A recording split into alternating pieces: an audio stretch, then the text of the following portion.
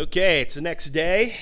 I'll get it all unmasked, everything matched up pretty good.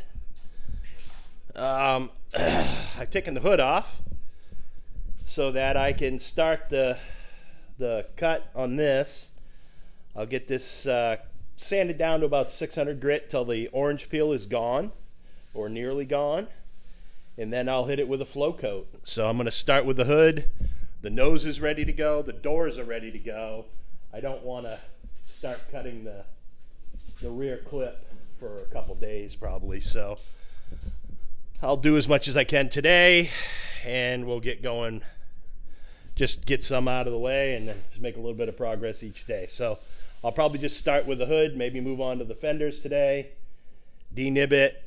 I do have some nibs I got to deal with.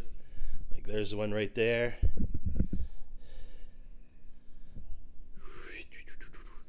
So I've got a neat little tool for cutting those. Wow, there's quite a few in here. But they'll come right out. And then I think what I'll do though first is hit it with the 600 grit. That will show you quickly where the nibs are. You don't want to try to take the nibs down with sandpaper because you'll end up cutting all around it while it tries to work through the nib. So once you identify them, then cut them, and then be ready to go with the sander. So I'm going to get my sanding set up in here. I got the vacuum already set up, and we'll just get going on this hood. Get ready for clear coat. Get ready for flow coat. Okay, cut down's going pretty good. Cutting down for the flow coat. I've got the nose done with the exception of the upper cowl grill. I'm going to pull that off to do it just because I can do a better job with that in my lap than otherwise. But the fenders are done, nose is done, hood's done. I'm going to go over everything one more time just to make sure there's no little shiny flecks anywhere. The process I use is pretty simple. I use the dust-free DA with like a 600 grit to start.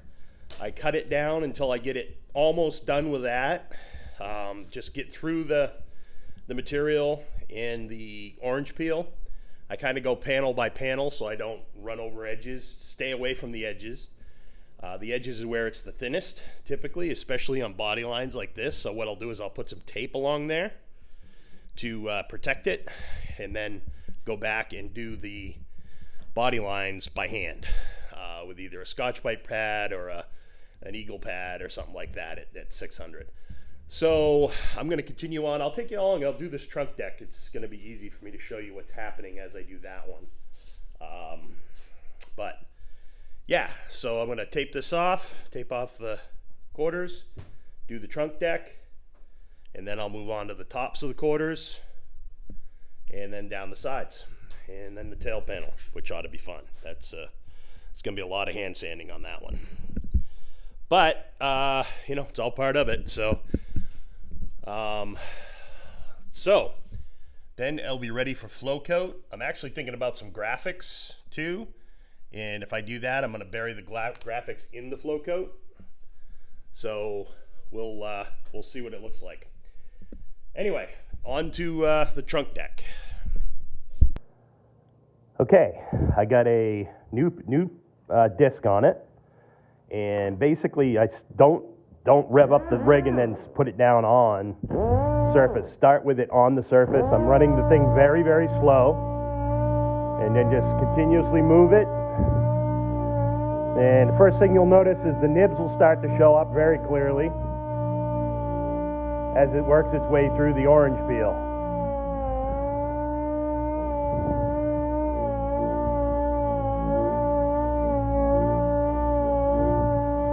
And it doesn't take very long. Again, you can get close to the edge, but don't go over. Just kind of run it up there a little bit, but don't concentrate on it.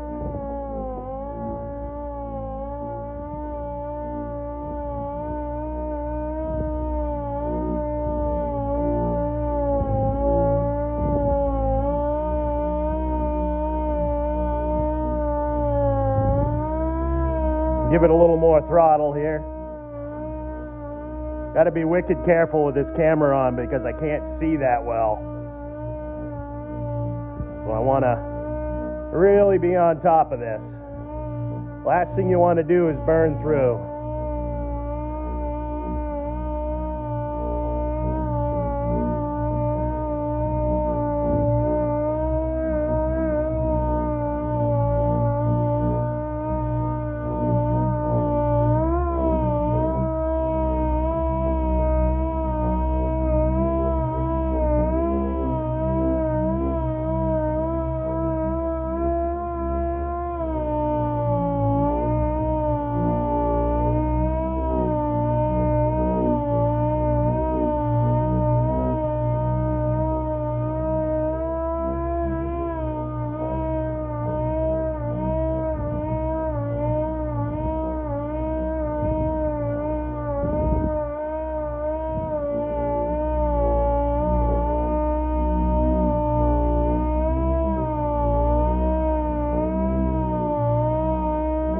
Oh yeah, the dust-free works better if you turn the vacuum on.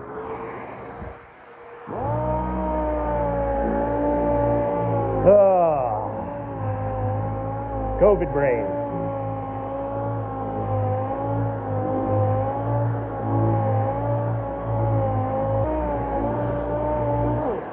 All right, I'm starting to get some swirls in it, which usually means you start to get little flakes here on the face. So you can either blow it off or rub it off.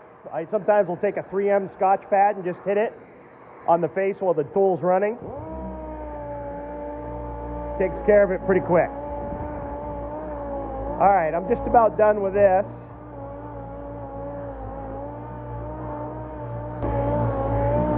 Okay, good enough for that.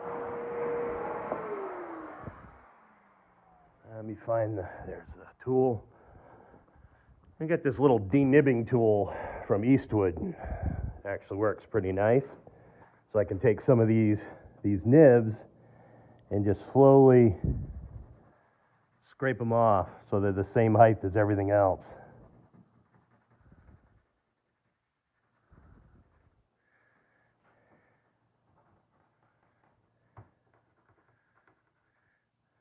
And that keeps you from, when you're sanding, you're not worried about going through the clear around the nib because the nib's holding the paper up. A lot of nibs in this trunk. I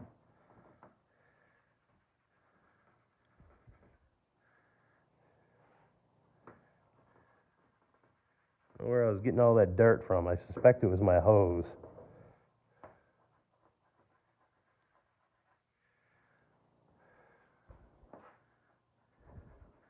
What this is it's a little carbide tool. It has a sharp rolled edge. You just kind of use it like a piece of sandpaper almost until it becomes even. All right, I think that's about it.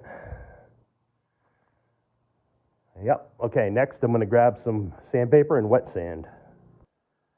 All right, I've got a bucket of soapy water here. I have a couple of different sanding blocks, one that's fairly rigid, one that's pretty soft, and then one that it's the Eagle pad there, the 600, that's super soft. So I'm going to start with the rigid pad, which is the yellow one.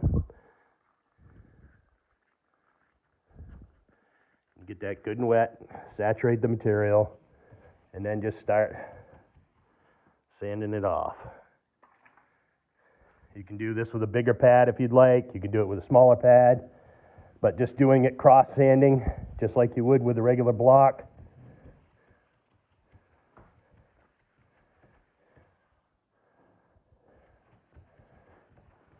I like to wet it as I go so I can kind of keep track of what I've done and what I haven't done yet.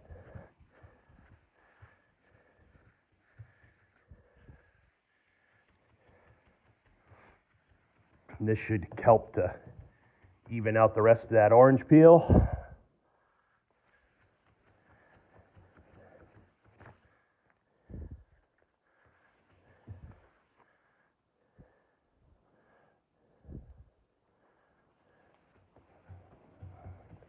Once I get the center done, I'll start working my way around the edges and just kind of concentrate on making sure that the edges broke properly without burning through.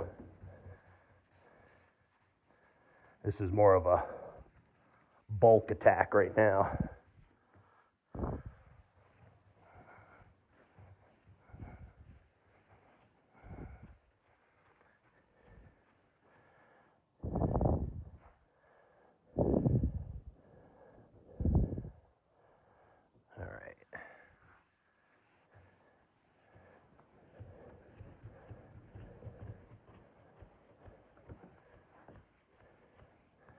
I suspect there's still quite a bit left here, but we'll dry this in a minute and gauge progress.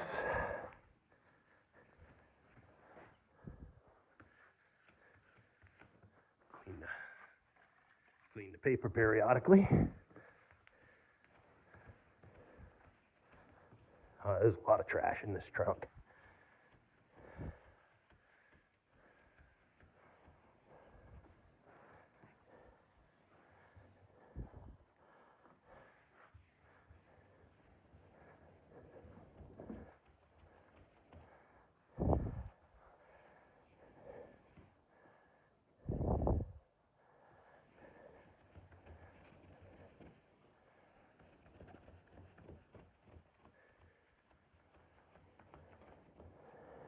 All right, now I'm just going to take another microfiber towel, dry this off, and see where we're at.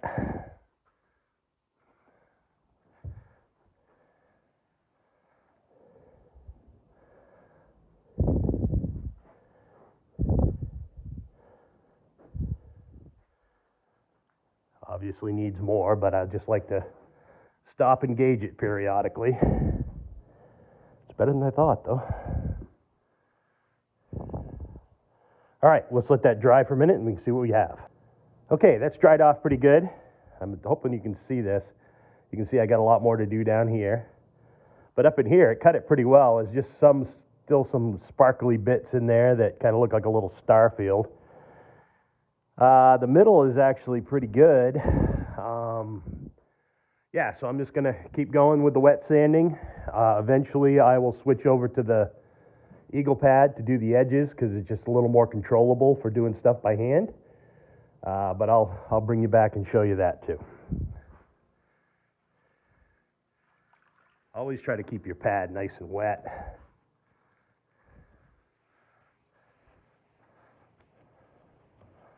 Try to work the middles first just because it's easier to do large areas.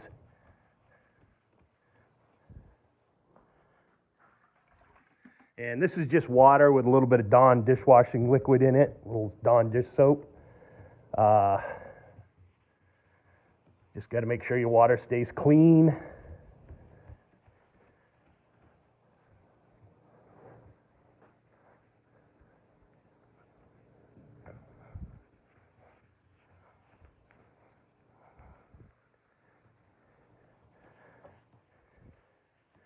And again, I put 3 heavy coats of clear on this, so it'll fare just fine.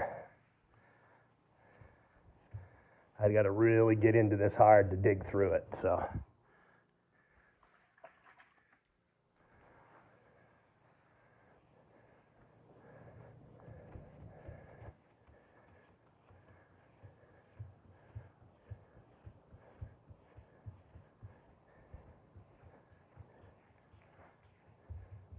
I'm going to do half the trunk, dry it off, go back and do the other half, let that dry so I can just keep moving.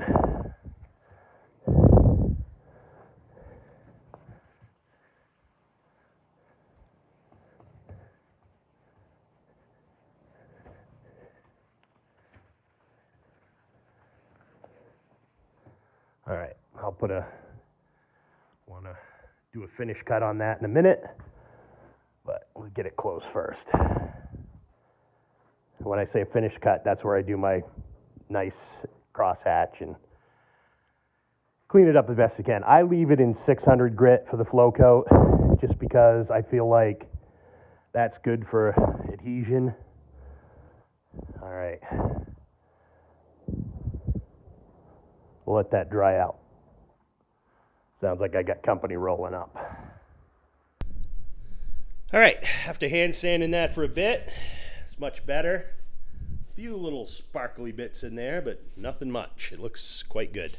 So I'm pretty happy with that. Cut down nicely. I'll probably hit that again. Now I've just got to go around the edges so I get good adhesion on the sides. So on that little edge bit right there.